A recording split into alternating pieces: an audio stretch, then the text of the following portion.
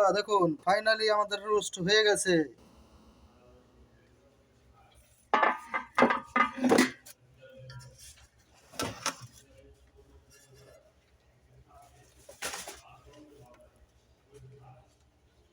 দেখুন কত সুন্দর হয়েছে, গ্রাফিটা কত সুন্দর। আমাদের এখানে এক ছোট ভাই আছে হাসান, ওর একটু দিবেন। আপনারা তো খাইবেনই, লগে ওর একটু দেয়া খাইন আর কি। আবার শোষা তো মাঝে মাঝে বলে ওরা আবার নুল পরে, বুঝছেন? একটু দেয়া খাইন আপনারা সবাই। আর দেখলেই নাকি ওর জিভেতে পানি আসে পড়ে।